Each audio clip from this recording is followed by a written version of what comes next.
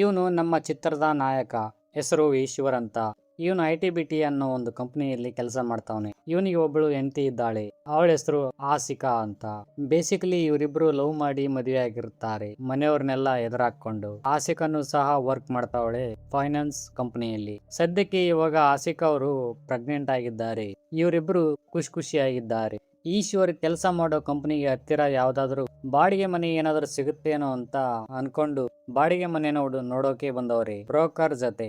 ಬಂದು ಆ ಮನೆನ ನೋಡಿ ಮನೆ ಚೆನ್ನಾಗಿದೆ ಕಣೆ, ನಾಳೆನೆ ಬಂದು ಈ ಜಾಯಿನ್ ಆಗೋಣ ಅಂತ ಹೇಳ್ತಾರೆ ತನ್ನ ಹೆಂಡತಿಗೆ ಫೋನ್ ಮಾಡಿ. ಇವರು ಬಾಡಿಗೆ ತಗೊಂಡಿರೋದು ಮೇಲ್ಗಡೆ ಇರೋ ಮನೇನ. ಕೆಳಗಡೆ ಇನ್ನೂ ಒಂದು ಫ್ಯಾಮಿಲಿ ಇದೆ. ಸುಮಾರು 10 ವರ್ಷದಿಂದ ಕೆಳಗಡೆ ಇರೋ ಮನೆಯಲ್ಲಿ ವಾಸ ಮಾಡ್ತಾವ್ರೆ ಆ ಕುಟುಂಬದವರು. ಆ ಕುಟುಂಬದ ಸದಸ್ಯರ ವಿವರಗಳು ಈ ರೀತಿಯಾಗಿದೆ. ಇವ್ರೇ ನೋಡ್ರಪ್ಪ ಆ ಕುಟುಂಬದ ಬಿಗ್ ಬಾಸ್. ಅವ್ರ ಹೆಸರು ಏನೋ ಇದೆ, ಬಟ್ ನನಗೆ ಕರಿಯಕ್ ಬರಂಗಿಲ್ಲ ಅಂತೇಳಿ ನಾನು ಇಳಿಯರಾಜ ಅಂತೇಳಿ ಮೆನ್ಷನ್ ಮಾಡಿದ್ದೀನಿ. ಇವರು ಬಿಗ್ ಬಾಸ್ ಹೆಂಡತಿ ಸೆಲ್ಫಿ ಅಂತ. ಇವರಿಗೊಬ್ರು ಮಗಳು ಇದ್ದಾಳೆ, ಅಪರ್ಣ ಅಂತ.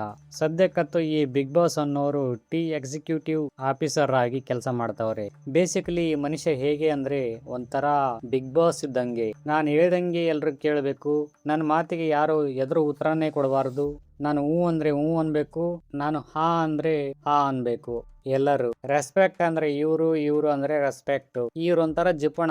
ಮಗಳ ಮದುವೆಗೋಸ್ಕರ ಹಣನ ಇವಾಗ್ಲಿಂದಾನೇ ಕೂಡಿಡ್ತಾ ಇದ್ದಾರೆ. ಹಾಗಂತ ಈ ಮನುಷ್ಯನ ಅಷ್ಟು ಲೈಟ್ ಆಗಿ ತಗೋಬೇಡಿ. ಯಾಕಂತಂದ್ರೆ ಇವರು ತುಂಬಾನೇ ಸ್ಟ್ರಿಕ್ಟ್ ಆಫೀಸರ್. ಲಂಚನೇ ತಗೊಳ್ದೇನೆ ಬರೋ ಸಂಬಳದಿಂದ ನಿಯತ್ತಾಗಿ ಕೆಲಸ ಮಾಡೋ ನಿಷ್ಠಾವಂತ ಆಫೀಸರ್ ಇವರು. ಹೀಗೆ ಒಂದಿನ ಈಶ್ವರನು ಮತ್ತು ನಮ್ಮ ಆಸಿಕನು ಆ ಮನೆಗೆ ಬಂದು ಸೇರಿಕೊಳ್ತಾರೆ.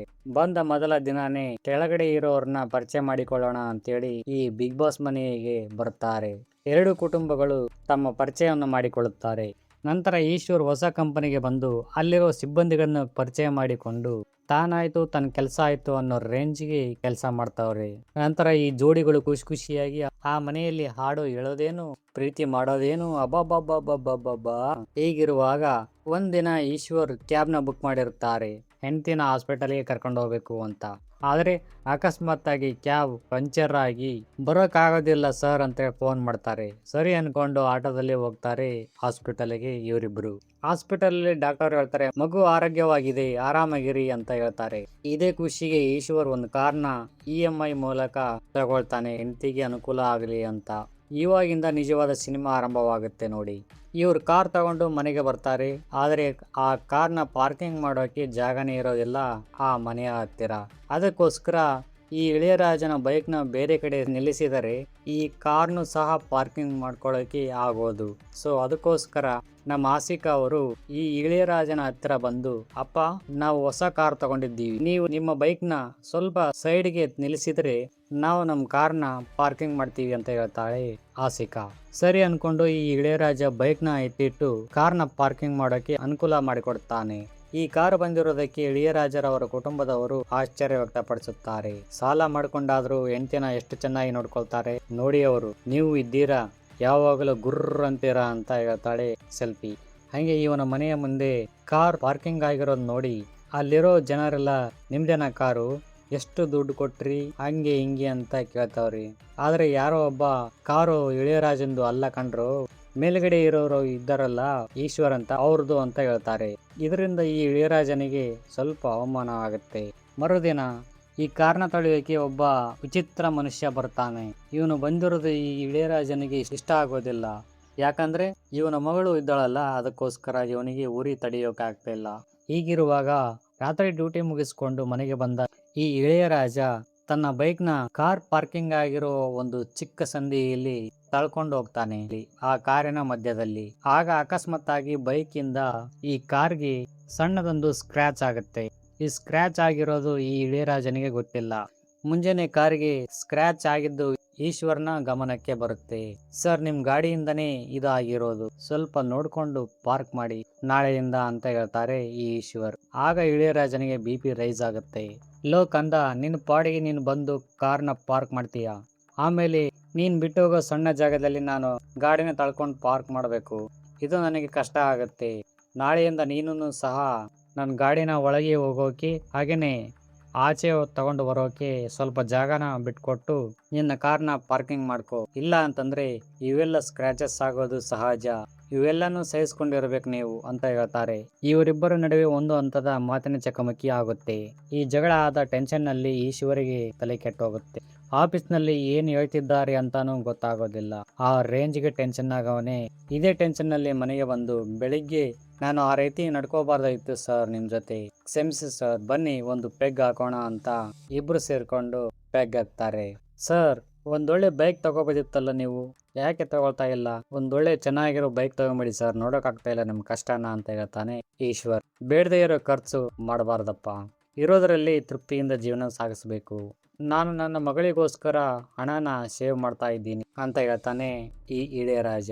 ಓ ಹೌದಾ ಸರ್, ನಿಮಗೆ ಗೊತ್ತಾ, ನಾನು ನನ್ನ ಹೆಂಡತಿ ಏನ್ ಕೇಳಿದ್ರು ಇಲ್ಲ ಅನ್ನೋದಿಲ್ಲ, ಎಲ್ಲಾನು ತಂದು ಕೊಡ್ತೀನಿ. ಅನಾವಶ್ಯಕ ವಸ್ತುಗಳನ್ನು ಖರೀದಿಸಿ ಕುಟುಂಬನ ಸಂಕಷ್ಟಕ್ಕೆ ಸಿಲುಕಿಸಲು ನನಗೆ ಇಷ್ಟ ಇಲ್ಲಪ್ಪ.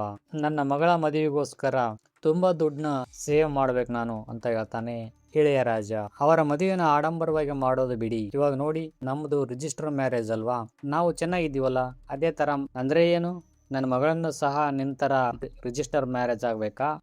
ಹೋಗಯ್ಯ ಸಾಕು, ಕಂಡಿದ್ದೇನೆ, ಏನೋ ಇರ್ಲಿ ಚಿಕ್ಕ ಹುಡುಗ ಅನ್ಕೊಂಡು ನಿನ್ ಜೊತೆ ಎಣ್ಣೆ ಹೊಡೆಯೋಕೆ ಬಂದೆ ನೋಡು, ನನಗೆ ಬುದ್ಧಿ ಇಲ್ಲ ಅಂತ ಹೇಳಿ ಇವನ್ ಜೊತೆ ಕೋಪ ಮಾಡ್ಕೊಂಡು ಮನೆಗೆ ಹೋಗ್ಬಿಡ್ತಾನೆ ಈ ಇಳೆಯರಾಜ. ಅವನ ಜೊತೆ ಜಗಳ ಮಾಡ್ಕೊಂಡು ಮನೆಗೆ ಬಂದ್ರೆ ಈ ಮನೆಯಲ್ಲಿ ಈ ಒಮ್ಮೊಂದೊಂದು ಕಾಟ. ಮೇಲ್ಗಡೆ ಪೋರ್ಷನ್ ನಲ್ಲಿರೋನು ತನ್ನ ಹೆಂಡತಿಗೆ ಅದನ್ನ ಕೊಡಿಸಿದ ಇದನ್ನ ಕೊಡಿಸಿದ, ನನ್ನ ಹಣೆ ಬರಕ್ಕೆ ಒಂದ್ ಚೆನ್ನಾಗಿರೋ ಮಿಕ್ಷನ್ ಕೊಡಿಸ್ತಿಲ್ಲ ನನ್ ಗಂಡ ಅಂತ ರಾಗ ತೆಗಿತಾವಳೆ ಈ ಸೆಲ್ಫಿ. ಅಲ್ಲಿ ಜಗಳ ಆಡಿ ಬಂದಿದ್ದೊಂದ್ ಕವಳು ಜೊತೆಗೆ ಈ ಒಮ್ಮೊಂದೊಂದು ಗೋಳಾಟನ ಕೇಳಿ, ಏನೇ ಬಂದಿರೋದು ನಿನಗೆ ದೊಡ್ಡ ರೋಗ, ಯಾಕೆ ಹಿಂಗ ಆಡ್ತೀಯ ತಾಯಿ ಇಲ್ಲಿ ಆ ಮಿಕ್ಸಿನ ಅಂತ ಹೇಳಿ ಇಸ್ಕೊಂಡು ಹೊಡೆದಾಕ್ಬಿಡ್ತಾನೆ ನಮ್ಮ ಇಳೆಯರಾಜ. ಮರುದಿನ ಈ ಇಳೆಯರಾಜ ಆಫೀಸಿಗೆ ಹೋಗ್ಬೇಕು, ಬೈಕ್ ಹೊರಗಡೆ ಬರೋಕೆ ಜಾಗ ಇಲ್ಲ. ತಕ್ಷಣ ಈಶ್ವರನ ಮನೆಗೆ ಬಂದು, ಆ ಕಾರ್ನ ತೆಗಿಬಾರಯ್ಯ, ಲೇಟ್ ಆಗತ್ತೆ, ನಾನು ಆಫೀಸಿಗೆ ಹೋಗ್ಬೇಕು ಅಂತಾನೆ. ಸರಿ ಸರ್, ಊಟ ಮಾಡಿ ಬರ್ತೀನಿ ಅಂತ ಇವನು. ಅವೆಲ್ಲ ಆಗೋಲ್ಲ, ಬರ್ಬೇಕಂತಂದ್ರೆ ಬರ್ಬೇಕು ಅಷ್ಟೇ, ಆಗಲ್ಲ, ಊಟ ಮಾಡಿ ಬರ್ತೀನಿ ಅಂತ ಪಟಾರತ ಬಾಗಿಲು ಹಾಕ್ಬಿಡ್ತಾನೆ ಮುಖ ಕೊಡ್ದಂಗೆ ಈ ಈಶ್ವರ್. ಇವನು ಕಾದು ಸುಸ್ತಾಗಿ ಹಂಗೆ ನಡ್ಕೊಂಡು ಹೋಗ್ಬಿಡ್ತಾನೆ ಆಫೀಸಿಗೆ.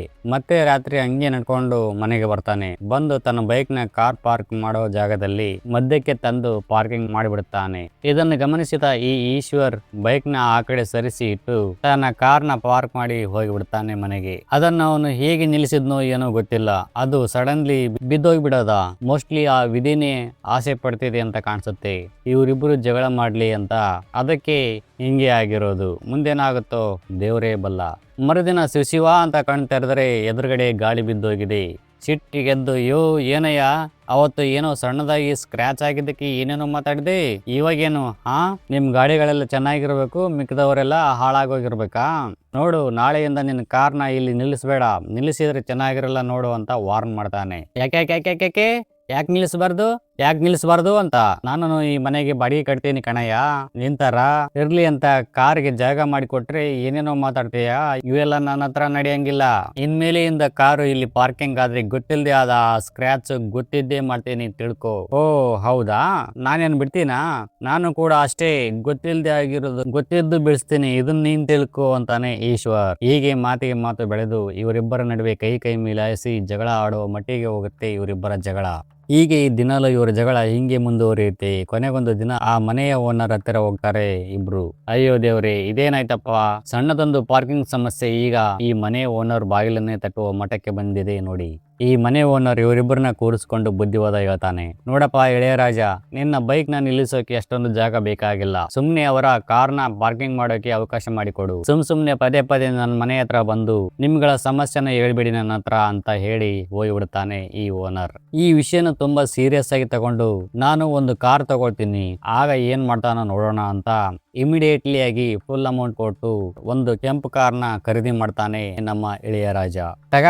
ಅವನು ಕೆಂಪು ಕಾರಲ್ಲೇ ನಮ್ಮ ಇಳೆಯರಾಜ ಬರ್ತಿದ್ರೆ ನೋಡೋಕೆ ಎದ್ದು ಕಣ್ಣು ಸಾಲ್ತಿಲ್ಲ ಗುರು. ಯಪ್ಪ ಅಕ್ಕಪಕ್ಕದಲ್ಲಿರೋರಂತೂ ಫುಲ್ ಶಾಕ್ ಆಗವ್ರೆ ಈ ಕಾರ್ನ ನೋಡ್ಬಿಟ್ಟು. ಇವ್ರ ಮನೆಯವರಂತೂ ತುಂಬಾ ಕೋಪ ಮಾಡ್ಕೊಂಡವ್ರಿ. ಅವತ್ತು ಒಂದು ಸಣ್ಣದೊಂದು ಮಿಕ್ಸಿ ಕೊಡ್ಸಿ ಅಂತಂತಂದ್ರೆ ಆಗ್ಲಿಲ್ಲ, ಇವತ್ತೇನು ಹೊಸ ಕಾರ್ ತಂದಿದ್ದೀಯಾ, ಚಿನ್ನೋಕೆ ಗತಿ ಇಲ್ಲ, ತಿಮ್ಮಪ್ಪನ ಜಾತ್ರೆಗೆ ದಾನ ಮಾಡಿದಂತೆ, ಹಂಗಾಯ್ತು ನಿಮ್ ಕತೆ ಅಂತ ತುಪುಕ್ ಅಂತ ಹೋಗಿತಾವಳೆ ಅವನ ಹೆಂಡತಿ ಸೆಲ್ಫಿ.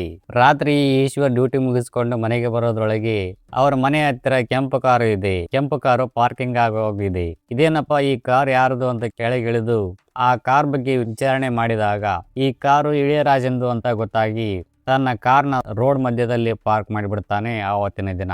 ಮರುದಿನ ಈ ಕಾರು ಹೊರಗಡೆ ನಿಂತಿದ್ದಕ್ಕೆ ತುಂಬಾ ಗಲೀಜಾಗಿರುತ್ತೆ. ಹಾಗೆ ಆ ಕಾರ್ ಹೊರಗಡೆ ನಿಲ್ಲೋದ್ರಿಂದ ಅಧಿಕ ಪ್ರಸಂಗಿಗಳು ಏನೇನೋ ಬರೆದೋಗ್ಬಿಡ್ತಾರೆ. ಕಾರು ಸೇಫ್ ಆಗಿರೋದಿಲ್ಲ, ಬೇರೆ ಕಡೆ ಪಾರ್ಕ್ ಮಾಡಿ ಅಂತ ಕೆಲ ಜನರು ಈಶ್ವರಿಗೆ ಸಜೆಷನ್ ಕೊಡ್ತಾರೆ. ಇದು ಹಿಂಗೆ 1-2-3 ದಿನ ಹಿಂಗೆ ಮುಂದುವರಿಯುತ್ತೆ. ನಮ್ಮ ಈಶ್ವರಿಗೆ ಇದರಿಂದ ಸರಿಯಾಗಿ ನಿದ್ದೆನೇ ಇಲ್ಲ, ಏನ್ ಮಾಡ್ಲಿಯಪ್ಪ ಈ ಕಾರ್ನ ಅಂತ. ಹೀಗಿರುವಾಗ ಇಬ್ರು ಸರಿಯಾಗಿ ಕೆಲಸ ಮಾಡ್ತಿಲ್ಲ ಆಫೀಸಲ್ಲಿ. ಯಾವಾಗ ಮನೆಗೆ ಹೋಗಿ ನನ್ನ ಕಾರ್ನ ಪಾರ್ಕ್ ಮಾಡ್ಲಿ ಅಂತ ಅರ್ಜೆಂಟಲ್ಲಿ ಅವರೇ. ಇದರ ಸಲುವಾಗಿ ಆಫೀಸ್ನಲ್ಲಿ ಏನೇನೋ ಸುಳ್ಳುಗಳು ಹೇಳ್ತಾವ್ರೆ. ನನ್ನ ಹೆಂಡತಿಗೆ ಹುಷಾರಿಲ್ಲ ಅಂತ ಒಬ್ಬ ಹೇಳಿದ್ರೆ, ನನ್ನ ಮಗಳನ್ನ ಕಾಲೇಜಿಗೆ ಬಿಡಬೇಕು ಅಂತ ಇನ್ನೊಬ್ಬ ಹೇಳ್ತಾವನೆ. ಇಬ್ರಿಗೂ ಇವಾಗ ಕಾಂಪಿಟೇಷನ್ ಶುರುವಾಗಿದೆ. ನಾ ಮೊದಲ ಇಲ್ಲ ನೀ ಮೊದಲ ಅಂತ. ಒಂದಿನ ಅವನ್ ಕಾರು ಹೊರಗೆ ಇದ್ರೆ ಇನ್ನೊಂದ್ ದಿನ ಇವನ್ ಕಾರು ಹೊರಗೆ ಇರುತ್ತೆ. ಹಿಂಗೆ ಮುಂದುವರಿಯುತ್ತೆ ಇದು. ಒಂದಿನ ಇಬ್ರು ಬಹುಬೇಗನೆ ಆಫೀಸ್ ಬಿಟ್ಟು ಕಾರ್ ತಗೊಂಡು ಪಾರ್ಕಿಂಗ್ ಮಾಡೋಕೆ ಶರವೇಗದಲ್ಲಿ ಬರ್ತಾವ್ರೆ. ಆ ಕಡೆಯಿಂದ ಇಳೆಯರಾಜ, ಈ ಕಡೆಯಿಂದ ಈಶ್ವರ್. ಇಬ್ರು ಒಂದೇ ಸಮಯಕ್ಕೆ ಮನೆಗೆ ಬಂದವರೇ. ಇನ್ನೇನು ಮನೆಯ ಗೇಟ್ ತೆಗೆಯೋಷ್ಟರಲ್ಲಿ ಈಶ್ವರ್ನ ಕಾರು ಸಡನ್ಲಿ ಪಾಸ್ ಆಗಿಬಿಡುತ್ತೆ. ಪಾಸ್ ಆಗಿ ಪಾರ್ಕಿಂಗ್ ಆಗಿಬಿಡುತ್ತೆ. ಆಮೇಲೆ ಆ ಕಾರ್ನ ತೆಗೆಯೋಕೆ ಹೋಗೋದಿಲ್ಲ. ಆಫೀಸಿಗೆ ಕ್ಯಾಬಲ್ಲಿ ಹೋಗ್ತಾನೆ. ಹೆಂಡತಿ ಶಾಪಿಂಗಿಗೆ ಹೋಗೋಣ ಅಂತಂದ್ರೂ ಕಾರು ತೆಗೆಯೋದಿಲ್ಲ ಇವರು. ಸತತವಾಗಿ 3 ದಿನಗಳೇ ಆಯಿತು. ಈಶ್ವರ್ನ ಕಾರು ಹೊರಗೆ ಬರ್ತಿಲ್ಲ, ಇಳೆಯರಾಜನ ಕಾರು ಒಳಗೆ ಹೋಗ್ತಿಲ್ಲ. ಹೆಂಗಪ್ಪ ಇವನ್ ಕಾರು ಹೊರಗೆ ತೆಗೆಸೋದು ಅಂತ ಅನ್ಕೊಳ್ತಿರುವಾಗಲೇ ಒಂದು ಐಡಿಯಾ ಮಾಡ್ತಾನೆ ಈ ಇಳೆಯರಾಜ. ಏನಂದ್ರೆ, ಆ ಕಾರ್ ಪಾರ್ಕ್ ಆಗಿರೋ ಜಾಗದ ಒಳಗಡೆ ನೀರಿನ ಮೋಟರ್ ಇರುತ್ತೆ. ಅದಕ್ಕೆ ಕರೆಂಟ್ ಫೇಸ್ನ ರಾಂಗ್ ಕನೆಕ್ಷನ್ ಕೊಟ್ಟು ಅದನ್ನು ಕೆಟ್ಟೋಗೋ ಹಾಗೆ ಮಾಡ್ತಾನೆ. ರಿಪೇರಿ ಮಾಡೋಕೆ ಈ ಒಳಗಡೆ ಇರೋ ಮೋಟಾರ್ ಬೇಕಾಗುತ್ತೆ. ಸೊ ಈ ಕಾರು ಆಟೋಮೆಟಿಕ್ಲಿ ಇಲ್ಲಿಂದ ಜಾಗ ಖಾಲಿ ಮಾಡಬೇಕು. ನಂತರ ಇವನ್ ಕಾರ್ ಹೊರಗೆ ಬರ್ತಿದ್ದಂಗೆನೆ ನನ್ನ ಕಾರ್ ಒಳಗಡೆ ಹಾಕಿ ಬಿಡೋಣ ಅಂತ ಈ ಮಾಸ್ಟರ್ ಪ್ಲಾನ್ ಮಾಡ್ತಾನೆ. ಇವನ ಪ್ಲಾನ್ ನಂತೆ ಆಗುತ್ತೆ. ಈಶ್ವರ್ ಕಾರ್ ಹೊರಗೆ ಹೋಗುತ್ತೆ.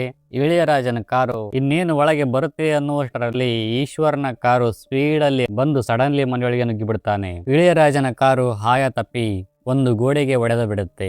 ಇದರಿಂದ ಕೋಪ ಮಾಡಿಕೊಂಡು ನಮ್ಮ ಇಳೆಯರಾಜ ಒಂದು ಕಲ್ಲನ್ನ ತಗೊಂಡು ಈಶ್ವರ್ನ ಕಾರ್ ಗ್ಲಾಸಿಗೆ ಹೊಡೆದಾಕ್ಬಿಡ್ತಾನೆ. ಇದರಿಂದ ಇವನಿಗೂ ಕೋಪ ಬರುತ್ತೆ. ಅವನವನು ಇಬ್ಬರದು ಜಗಳ ಶುರುವಾಗುತ್ತೆ. ಈ ಜಗಳದಲ್ಲಿ ಮಾತಿಗೆ ಮಾತು ಬೆಳೆದು ಈಶ್ವರ್ ಈ ಇಳೆಯರಾಜನ ಕೆನ್ನೆಗೆ ಪಠಾರ್ ಅನ್ನೋ ಹಂಗೆ ಹೊಡಿತಾನೆ. ಇದರಿಂದ ಇಳೆಯರಾಜನಿಗೆ ತುಂಬಾ ಅವಮಾನ ಆಗುತ್ತೆ ಎಲ್ಲರ ಮುಂದೆ. ನನಗೆ ಹೊಡೆದೆ ಅಲ್ವಾ, ನಿನ್ನ ಏನ್ ಮಾಡ್ತೀನಿ ನೋಡ್ತಾ ಇರು ಅಂತ ಆಕ್ರೋಶ ವ್ಯಕ್ತಪಡಿಸುತ್ತಾನೆ ಇಳೆಯರಾಜ. ಇದರಿಂದ ಮನೆ ಓನರ್ ಫೋನ್ ಮಾಡಿ ಆಶಿಕಾಗೆ ಬೈತಾನೆ. ಇರೋ ಆಗಿದ್ರೆ ಇರಿ ಮನೆಯಲ್ಲಿ, ಆಗಲ್ವಾ ಜಾಗ ಖಾಲಿ ಮಾಡಿ ಅಂತ ಬೈತಾನೆ. ಬಯಸ್ಕೊಂಡು ಈ ಆಶಿಕಾ ತನ್ನ ಗಂಡನ್ನ ಅಂತ ಬಯಸ್ತಾಳೆ. ಬೇರೆ ಮನೆ ನೋಡು ಅಂತ ಈಶ್ವರ್ಗೆ ಹೇಳ್ತಾಳೆ. ಈ ಇಳೆಯರಾಜನಿಗೆ ಹೊಡೆದಿರೋ ವಿಷಯ ಇವರ ರೌಡಿ ಅಳಿಯನಿಗೆ ಗೊತ್ತಾಗುತ್ತೆ. ಅವನು ಬಂದು ಎಗರಾಡ್ತಾವನೆ ಒಂದೇ ಸಮನೆ. ಕೊನೆಗೂ ಒಂದು ಕುತಂತ್ರ ಐಡಿಯಾ ಮಾಡಿ ಪೊಲೀಸ್ಗೆ ಕಂಪ್ಲೇಂಟ್ ಕೊಡ್ತಾರೆ. ನಮ್ಮ ಮನೆ ಮೇಲೆ ಇರುವ ಈ ಈಶ್ವರ್ ಅನ್ನೋನು ನನ್ನ ಮಗಳ ಮೇಲೆ ಕೆಟ್ಟದಾಗಿ ನಡ್ಕೊಂಡವನೇ ಅಂತ. ಆಕ್ಚುಲಿ ಅಪರ್ಣಗೆ ಈ ಇಳೆಯರಾಜ ಒಂದು ವಿಷಯ ಹೇಳಿರುತ್ತಾನೆ. ನೋಡಮ್ಮ ಅಪರ್ಣ, ನಿಮ್ಮಪ್ಪನ ಮಾನ ಮರ್ಯಾದೆ ತೆಗೆದವನು, ಮಾನ ಮರ್ಯಾದೆ ಇಲ್ದನೆ ಓಡಾಡ್ಬೇಕು ಅವನು. ಇದಕ್ಕೆ ನಿನ್ನ ಸಹಾಯ ಬೇಕು, ಇಲ್ಲ ಅಂತಂತಂದ್ರೆ ನಾನೇ ಸತ್ತೋಗ್ಬಿಡ್ತೀನಿ ಅಂತ ಎದುರಿಸ್ತಾನೆ. ಸರಿ ಅಂತ ಒಪ್ಪಿಗೆ ಕೊಟ್ಟಿರ್ತಾಳೆ ಈ ಅಪರ್ಣ ಒಲ್ಲದ ಮನಸ್ಸಿನಿಂದ. ಪೊಲೀಸ್ನವರು ಬಂದು ಈಶ್ವರ್ನ ಒದ್ದು ಎಳ್ಕೊಂಡೋಗಿ ಸೆಲ್ಲೊಳಗೆ ಹಾಕ್ತಾರೆ. ಹಿಂಗ್ಯಾಕೆ ಕಂಪ್ಲೇಂಟ್ ಕೊಟ್ಟೆ ಅಂತ ಇಳೆಯರಾಜನ ಹೆಂಡತಿ ತನ್ನ ಮಗಳಿಗೆ ಬೈತಾವಳೆ. ಅಪ್ಪನೇ ಹೇಳಿದ್ದು, ಅದಕ್ಕೋಸ್ಕರ ನಾನು ಹೀಗೆ ಮಾಡಿದೆ ಅಂತ ಹೇಳ್ತಾವಳೆ ಅಪರ್ಣ. ಈ ಕೇಸ್ನ ವಾಪಸ್ ತಗೊಳ್ಳಿ ಅಂತ ಪರಿಪರಿಯಾಗಿ ಬೇಡ್ಕೊಳ್ತಾವಳೆ ಈ ಆಶಿಕಾ. ಆದ್ರೂ ಈ ಶಾಡೀಶ್ ನನ್ನ ಮಗ ಜಪ್ಪಯ್ಯ ಅಂತೆಲ್ಲ ಗುರು. ಮರುದಿನ ನಾನು ಮಾಡ್ತಿರೋದು ತಪ್ಪು ಅಂತ ತಿಳ್ಕೊಂಡು ಅಪರ್ಣ ತಾನು ಕೊಟ್ಟಿರುವ ಕಂಪ್ಲೇಂಟ್ ನ ವಾಪಸ್ ತಗೊಂಡು ಈಶ್ವರ್ನ ರಿಲೀಸ್ ಮಾಡಿಸ್ತಾಳೆ. ಈ ಈಶ್ವರ್ ಮನೆಗೆ ಬಂದಿರೋದು ಗೊತ್ತಾಗಿ ಈ ರೌಡಿ ಅಳಿಯ ಅವ್ರ ಮನೆಯ ಮುಂದೆ ಬಂದು ಗಲಾಟೆ ಮಾಡ್ತಾವನೆ. ನಂತರ ಇವರುಗಳ ನಡುವೆ ಹೆವಿ ಜಗಳ ಆಗುತ್ತೆ. ಹೀರೋ ಅವರನ್ನೆಲ್ಲ ಹೊಡೆದಾಕ್ಬಿಡ್ತಾನೆ. ಮನೆ ಓನರ್ ಬಂದು ನೀವಿಬ್ರು ಮನೆ ಖಾಲಿ ಮಾಡಿ ಅಂತ ಹೇಳಿಬಿಡ್ತಾರೆ. ಇದರಿಂದ ಈಶ್ವರಿಗೆ ಸರಿಯಾಗಿ ನಿದ್ದೆ ಇಲ್ಲ, ಸರಿಯಾಗಿ ಊಟ ಇಲ್ಲ, ಒಳ್ಳೆ ಸೈಕೋ ತರ ಆಡ್ತಾವನೆ ಇತ್ತೀಚೆಗೆ. ಈ ಇಳೆಯರಾಜ ಎಲ್ಲೋಗ್ತಾನೆ, ಏನ್ ಮಾಡ್ತಾನೆ ಅಂತ ಇನ್ವೆಸ್ಟಿಗೇಷನ್ ಮಾಡ್ತಾನೆ. 2-3 ದಿನ ಹಂಗೆ ಇವರನ್ನ ಫಾಲೋ ಮಾಡ್ತಾ ಇಳೆಯರಾಜನಿಗೆ ಮನಸ್ಸಿಗೆ ನೆಮ್ಮದಿ ಇಲ್ಲ. ಹೀಗಿರುವಾಗ ಆಶಿಕಾ ಹತ್ತಿರ ಬಂದು ನಾನು ಸುಳ್ಳು ಕಂಪ್ಲೇಂಟ್ ಕೊಟ್ಟು ಹೀಗೆ ಮಾಡಬಾರ್ದಾಯ್ತು, ತಪ್ಪು ಮಾಡಿಬಿಟ್ಟೆ. ಇಷ್ಟೆಲ್ಲ ಆದ್ಮೇಲೆ ನಮ್ಮ ಕುಟುಂಬಗಳು ಸಂತೋಷದಿಂದ ಇರೋಕೆ ಆಗೋದಿಲ್ಲ. ದಯವಿಟ್ಟು ನೀವು ಬೇರೆ ಕಡೆ ಮನೆ ಮಾಡಿಕೊಳ್ಳಿ ಅಂತ ಹೇಳ್ತಾನೆ ಇಳೆಯರಾಜ ಆಶಿಕಾಗೆ. ಇಷ್ಟೆಲ್ಲ ತೊಂದರೆ ಕೊಟ್ಟ ಇಳಿಯರಾಜನಿಗೆ ಒಂದು ಗತಿ ಕಾಣಿಸ್ಲೇಬೇಕು ಅಂತ ಅನ್ಕೊಂಡು ಒಂದು ಪ್ಲಾನ್ ಮಾಡಿಕೊಂಡು ಇಳಿಯರಾಜನ ಆಫೀಸ್ ಹತ್ರ ಬಂದು ಭೇಟಿಯಾಗುತ್ತಾನೆ. ಭೇಟಿಯಾಗಿ ತನ್ನ ನೆಮ್ಮದಿ ಹಾಳಾಗೋಗಿದೆ, ಅದು ನಿಮ್ಮಿಂದ, ಅದಕ್ಕೆ ನಿಮಗೆ ಏನಾದರೂ ಮಾಡಲೇಬೇಕು ಅನ್ಕೊಂಡು ಇಲ್ಲಿಗೆ ಬಂದಿದ್ದೇನೆ ಅಂತ ತಾನು ತಂದಿರೋ ದುಡ್ಡನ್ನ ಡೆಸ್ಕ್ಗೆ ಹಾಕಿ ಹೊರಗೆ ಹೋಗಿಬಿಡ್ತಾನೆ. ಹೊರಗೆ ಹೋಗಿ ಲೋಕಾಯುಕ್ತರಿಗೆ ಫೋನ್ ಮಾಡಿ ವಿಷಯ ತಿಳಿಸ್ತಾನೆ, ನಿಮ್ಮ ಅಧಿಕಾರಿಯೊಬ್ಬರು ಭಾರಿ ಪ್ರಮಾಣದಲ್ಲಿ ಲಂಚ ತಗೊಂಡವರೇ ಅಂತ. ಈ ಕಡೆ ಇಳೆಯರಾಜ ಡೆಸ್ಕ್ ನಲ್ಲಿರೋ ದುಡ್ಡನ್ನ ನೋಡಿ ಇವನು ಏನೋ ಪ್ಲಾನ್ ಮಾಡ್ಕೊಂಡು ಇಲ್ಲಿಗೆ ಬಂದಿದ್ದಾನೆ ಅಂತ ತಿಳ್ಕೊಂಡು ಆ ದುಡ್ಡನ್ನ ಜೇಬಳಿಗೆ ಹಾಕೊಂಡು ಹೊರಗಡೆ ಬರ್ತಾರೆ. ಅಷ್ಟರಲ್ಲಿ ಲೋಕಾಯುಕ್ತರ ತಂಡ ಬಂದು ಬಿಡುತ್ತೆ. ಆಗ ಸಡನ್ಲಿ ಒಳಗಡೆ ಬಂದು ಆ ದುಡ್ಡನ್ನೆಲ್ಲ ಮೇಲ್ಗಡೆ ಇರೋ ಫ್ಯಾನಿನ ಮೇಲೆ ಇಟ್ಬಿಡ್ತಾನೆ. ಕರೆಂಟು 4 ಗಂಟೆವರೆಗೂ ಬರೋದಿಲ್ಲ ಅಂತ ಗೊತ್ತಿರುತ್ತೆ ಇಳೆಯರಾಜನಿಗೆ, ಅದಕ್ಕೋಸ್ಕರ ಅಲ್ಲಿ ಇಟ್ಟಿರ್ತಾನೆ ಆ ದುಡ್ಡನ್ನೆಲ್ಲ. ಈ ಆಫೀಸರ್ಸ್ ಎಲ್ಲ ಬಂದು ಎಲ್ಲಾ ಕಡೆ ಹುಡುಕುತ್ತಾರೆ, ಆದರೆ ದುಡ್ಡೇ ಸಿಗೋದಿಲ್ಲ ಅವರಿಗೆ. ಹುಡುಕಿ ಸುಸ್ತಾಗಿ ಯಾರು ತಪ್ಪಾಗಿ ಇನ್ಫಾರ್ಮೇಶನ್ ಕೊಟ್ಟಿದ್ದಾರೆ, ಕ್ಷಮಿಸಿ ಸರ್ ಅಂತ ಹೇಳಿ ಇನ್ನೇನು ಇವ್ರು ಹೋಗ್ಬೇಕು ಅನ್ನೋದ್ರೊಳಗೆ ಕರೆಂಟ್ ಬಂದ್ಬಿಡುತ್ತೆ. ಆಗ ಒಬ್ಬ ವ್ಯಕ್ತಿ ಇವರಿಗೆ ಫ್ಯಾನ್ ಹಾಕ್ಬೇಕು ಅಂತ ಫ್ಯಾನ್ ಬಟನ್ ಒತ್ತಿದ್ದಂಗೆನೆ ಆ ಫ್ಯಾನಿನ ಮೇಲ್ಗಡೆ ಇರೋ ದುಡ್ಡೆಲ್ಲ ಹೂವಿನ ತರ ಮೇಲ್ಗಡೆಯಿಂದ ಹಂಗೆ ಬೀಳ್ತಿವೆ. ಆಗ ಈ ವಿಜಿಲೆನ್ಸ್ನವರು ಈ ಇಳೆಯರಾಜನನ್ನು ಬಂಧಿಸಿ ಇನ್ಮೇಲೆಯಿಂದ ನೀವು ಇಲ್ಲಿ ಕೆಲಸ ಮಾಡಬೇಡಿ ಅಂತ ಹೇಳಿಬಿಡ್ತಾರೆ. ಈ ವಿಷಯ ಟಿವಿಯಲ್ಲಿ ಪಬ್ಲಿಷ್ ಆಗುತ್ತೆ. ಇದನ್ನು ನೋಡಿದ ಆಸಿಕಾ, ನನಗೆ ಗೊತ್ತು ಇದೆಲ್ಲ ನೀನೇ ಮಾಡಿದ್ದು ಅಂತ, ಹಿಂಗ್ಯಾಕೆ ಮಾಡಿದೆ, ಸ್ವಲ್ಪನಾದ್ರೂ ನಿನಗೆ ಮನುಷ್ಯತ್ವ ಇಲ್ವೇನೋ ಅಂತ ಬೈತಾಳೆ. ಕೆಲಸ ಹೋಗಿದ್ದಕ್ಕೆ ಅಣ್ಣಂಗೆ ತುಂಬಾ ಕೋಪ ಬಂದಿದೆ. ಈ ಕೋಪದಲ್ಲಿ ರಾತ್ರಿ ಈಶ್ವರನ ಕಾರ್ನ ಗಾಲಿಗಳನ್ನು ಬಿಚ್ಚಿ ಬಿಡ್ತಾರೆ, ಈ ನನ್ನ ಮಗ ಸಾಯ್ಲಿ ಅಂತ. ಮರುದಿನ ಈಶ್ವರನು ಮತ್ತು ಆಸಿಕನು ಇಬ್ಬರು ಸೇರ್ಕೊಂಡು ಆ ಕಾರ್ನ ತಗೊಂಡು ಹಾಸ್ಪಿಟಲ್ಗೆ ಹೊಂಟವರೆ. ಆ ಕಾರಿನಲ್ಲಿರುವ ಗಾಲಿಗಳು ಲೂಸ್ ಆಗೋಗಿದೆ. ಹಂಗೆ ಹೋಗ್ತಿರುವಾಗ ಸ್ಪೀಡಲ್ಲಿ ಈ ಕಾರು ಆಕ್ಸಿಡೆಂಟ್ ಆಗಿಬಿಡುತ್ತೆ. ಇವರ ಪುಣ್ಯಕ್ಕೆ ಇವರಿಬ್ಬರಿಗೂ ಏನೂ ಆಗಿರೋದಿಲ್ಲ, ಸಣ್ಣ ಪುಟ್ಟ ಗಾಯಗಳ ಹೊರತುಪಡಿಸಿ. ಆಗ ಆ ಕಾರ್ನ ಡೆಲಿವರಿ ಮಾಡಿರುವಂತಹ ವ್ಯಕ್ತಿ ಫೋನ್ ಮಾಡಿ, ನೀವೇನಾದ್ರೂ ಕಾರು ಪಂಚರ್ ಮಾಡಿಸಿದ್ರಾ, ಕಾರ್ಗೆ ಪಂಚರ್ ಹಾಕ್ಸಿದ್ರಾ? ಬಹುಶಃ ಪಂಚರ್ ಹಾಕಿರೋರು ಸರಿಯಾಗಿ ಆ ಗಾಲಿಗಳನ್ನು ನಟ್ಟು ಬೋಲ್ಟ್ ಫಿಟ್ ಮಾಡಿಲ್ಲ, ಅದಕ್ಕೋಸ್ಕರ ಈ ರೀತಿ ಆಗಿರೋದು ನಿಮಗೆ ಅಂತ ಹೇಳ್ತಾರೆ. ಆಗ ಇವನಿಗೆ ಕನ್ಫರ್ಮ್ ಆಗುತ್ತೆ ಈ ಕೆಲಸ ಮಾಡಿದ್ದು ಆ ಮುದುಕನೇ ಅಂತ. ಇದರಿಂದ ಮತ್ತಷ್ಟು ಕೋಪಗೊಂಡು ಈ ಇಳೆಯರಾಜನ ಕಾರೆಲ್ಲ ಪುಡಿ ಮಾಡಿಬಿಡ್ತಾನೆ. ಲವ್, ನಿನಗೆ ಸ್ವಲ್ಪನಾದರೂ ಮನುಷ್ಯತ್ವ ಇಲ್ವೇನು? ನಮ್ಮಿಬ್ಬರನ್ನು ಕೊಲ್ಲಕ್ಕೆ ಅಂತಾನೆ ನೀನು ರಾತ್ರಿ ನನ್ನ ಕಾರ್ನ ಟೈರ್ ಬೋಲ್ಟ್ನ ಬಿಚ್ಚಿದ್ದು ಅಂತ ನನಗೆ ಗೊತ್ತು ಅಂತ ಹೇಳ್ತಾನೆ. ಇದನ್ನು ಕೇಳಿ ಇಳೆಯರಾಜನ ಹೆಂಡತಿ ಮತ್ತು ಮಗಳು ಅಪರ್ಣ ಇಬ್ಬರು ಸೇರ್ಕೊಂಡು ನಿನ್ನ ಸಹವಾಸನೆ ಬೇಡಪ್ಪ ನಮಗೆ ಅಂತ ಹೇಳಿ ಮನೆ ಬಿಟ್ಟು ಹೋಗ್ಬಿಡ್ತಾರೆ. ಈ ಕಡೆ ಬೇರೆ ಮನೆ ಮಾಡು ಅಂತ ಆಸಿಕಾ ಈಶ್ವರನ ಮನೆ ಬಿಟ್ಟು ಹೊರಗೆ ಹಾಕವಳೆ. ಸರಿ ಅನ್ಕೊಂಡು ಬೇರೆ ಮನೆ ಹುಡುಕೋಕೆ ಬಂದು ಕಂಠ ಪೂರ್ತಿ ಕುಡಿದು ಮನೆಗೆ ಬರ್ತಿದ್ದಾನೆ. ಸೀದಾ ಮನೆಗೆ ಬರೋದು ಬಿಟ್ಟು ಈ ಇಳಿಯರಾಜನ ಮನೆ ಕಡೆಗೆ ಹೋಗೋನೆ. ಇಲ್ಲಿ ಈ ಮನೆಯಲ್ಲಿ ಆಸಿಕಾ ಅಕಸ್ಮಾತ್ತಾಗಿ ಕಾಲು ಜಾರಿ ಬಿದ್ದು ಒಂದೇ ಸಮನೆ ನೋವು ಪಡ್ತಾವಳೆ. ಈಶ್ವರನು ಮತ್ತು ಇಳಿಯರಾಜನು ಒಟ್ಟಿಗೆ ಮಾತಾಡ್ತಾವ್ರೆ. ಸರ್, ನಾನ್ ನಾಳೆಯಿಂದ ಬೇರೆ ಮನೆಗೆ ಹೋಗ್ತಾ ಇದ್ದೀನಿ, ಆದ್ರೆ ನಿನಗೆ ಎದುರಿಕೊಂಡು ಅಂತೂ ಹೋಗ್ತಾ ಇಲ್ಲ. ನನ್ನ ಹೆಂಡತಿಗೋಸ್ಕರ ಹೋಗ್ತಾ ಇದ್ದೀನಿ. ನಾನು ಇಲ್ಲಿಂದ ಹೋಗೋವರೆಗೂ ನಿನ್ನಿಂದ ಏನೂ ತೊಂದರೆ ಆಗಬಾರದು. ಸಪೋಸ್ ಏನಾದ್ರೂ ತೊಂದರೆ ಆದ್ರೆ ನಿನಗೆ ವಯಸ್ಸಾಗಿದೆ ಅಂತಾನು ನೋಡೋದಿಲ್ಲ, ಹೊಡೆದಾಕ್ಬಿಡ್ತೀನಿ ಅಂತ ಹೆದರ್ಸ್ತಾನೆ ಈಶ್ವರ್. ಇದನ್ನ ಕೇಳಿ ಅದು ಎಲ್ಲಿತ್ತೋ ಏನೋ ಗೊತ್ತಿಲ್ಲ, ಇವನ ಕೋಪ ಒಮ್ಮೆಲೆ ಬಂದು ಕೆಳಗಿರೋ ಗ್ಲಾಸ್ನ ತಗೊಂಡು ಈಶ್ವರಿಗೆ ಹೊಡೆದಾಕ್ಬಿಡ್ತಾನೆ. ಏನೋ ಮಾಡ್ತೀಯ ನನ್ನ ಮಗನೇ, ಮಾಡೋದೆಲ್ಲ ಮಾಡಿ ಇವಾಗ ಬಂದು ನಾಟಕ ಮಾಡ್ತೀಯೇನೋ, ಬೇವರ್ಸಿ ನನ್ನ ಮಗನೇ, ಲೋಪರ್ ನನ್ನ ಮಗನೇ, ನಿನ್ನ ಬಿಡಲ್ಲ ಕಣೋ ಅಂತ ಹೇಳ್ತಾವನೆ ಒಂದೇ ಸಮನೆ. ಈ ಇಳೆಯರಾಜ ಹೊಡೆದ ಏಟಿಗೆ ಅಣ್ಣ ಒಂದೇ ಏಟಿಗೆ ಮೂರ್ಛೆ ತಪ್ಪೋಗಿ ಬಿದ್ದೋಗಿದ್ದಾನೆ. ಇವನ ಮೊಬೈಲ್ಗೆ ಆಸಿಕಾ ಫೋನ್ ಮಾಡವಳೆ. ಅದನ್ನು ಇಳೆಯರಾಜ ರಿಸೀವ್ ಮಾಡಿ ಕೇಳಿಸ್ಕೊಂತಾನೆ. ಆಗ ಅವಳು ಹೇಳ್ತಾಳೆ, ಪ್ಲೀಸ್ ಈಶ್ವರ್ ಮನೆಗೆ ಬಾರೋ, ಬಿದ್ದೋಗಿದ್ದೀನಿ, ಎದ್ದೇಳೋಕ್ಕೂ ಆಗ್ತಾ ಇಲ್ಲ ನನಗೆ ಅಂತ ಅಳುತ್ತಾ ಹೇಳ್ತಾಳೆ. ಇದನ್ನು ಕೇಳಿ ಇಳಿಯರಾಜ ಅವಳನ್ನ ನೋಡೋಕೆ ಹೋಗ್ತಾನೆ. ಅವಳನ್ನ ಆ ಪರಿಸ್ಥಿತಿಯಲ್ಲಿ ನೋಡಿ ಹಂಗೆ ಒಳ್ಳೆ ಬಂದ್ಬಿಡ್ತಾನೆ. ಇಲ್ಲಿ ಈಗ ಈಶ್ವರಿಗೆ ಎಚ್ಚರ ಆಗಿದೆ. ಇಳೆಯರಾಜ ಬಂದಿದ್ದೇ ತಡ, ಹಾಕೊಂಡು ಎಗ್ಗ ಮುಗ್ಗ ರುಕ್ತಾನೆ. ಕೊನೆಗೂ ಇಳೆಯರಾಜನಿಗೂ ಮೂರ್ಛೆ ತಪ್ಪೋಗ್ಬಿಡುತ್ತೆ. ಇವನ್ನ ಸಾಯಿಸೇ ಬಿಡೋಣ ಅಂತ ಅನ್ಕೊಂಡು ಈಶ್ವರ್ ಸಿಲಿಂಡರ್ ಗ್ಯಾಸ್ ಆನ್ ಮಾಡಿ ಮೊಬೈಲ್ನ ಒಂದು ಹೀಟರ್ ಮಷೀನ್ ಒಳಗೆ ಇಟ್ಟು ಸ್ವಲ್ಪ ಸಮಯದ ನಂತರ ಅದು ಬ್ಲಾಸ್ಟ್ ಆಗಬೇಕು ಆ ರೀತಿಯಲ್ಲಿ ಸೆಟ್ ಮಾಡಿ ಹೊರಗೆ ಬಂದ್ಬಿಡ್ತಾನೆ ಈಶ್ವರ್. ಹೊರಗೆ ಬಂದು ತನ್ನ ಹೆಂಡತಿನ ಹುಡುಕ್ತಾನೆ. ಹೆಂಡತಿ ಇರೋದಿಲ್ಲ.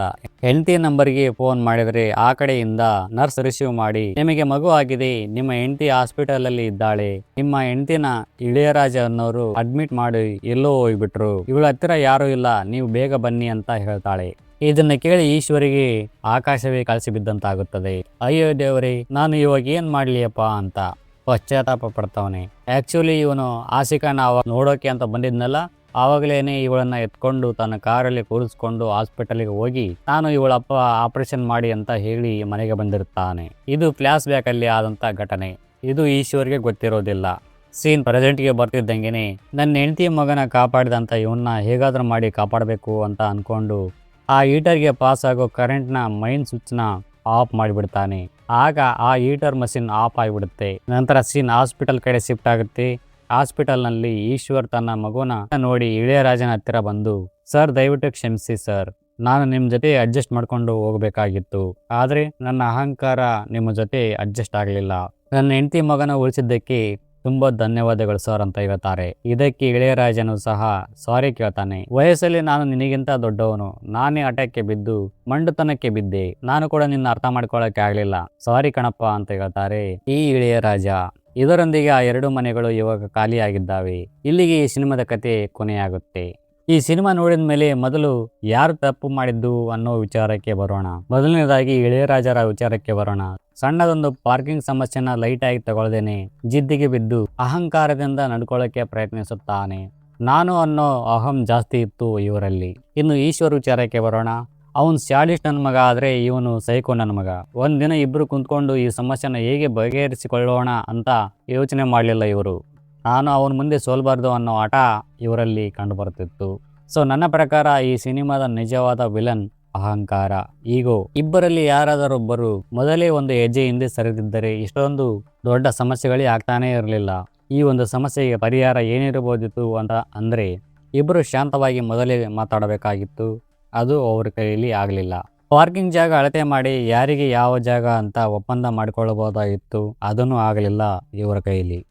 ಲೈಕು ಮತ್ತೆ ಸ್ಯಾಕ್ರಿಫೈಸ್ ಮಾಡ್ಕೊಳ್ಳಿ. ಸ್ಯಾಕ್ರಿಫೈಸ್ ಅಲ್ಲ, ಮತ್ತೆ ಸಬ್ಸ್ಕ್ರೈಬ್ ಇದೇನೋ ಮಾಡ್ಕೊಳ್ಳಿ.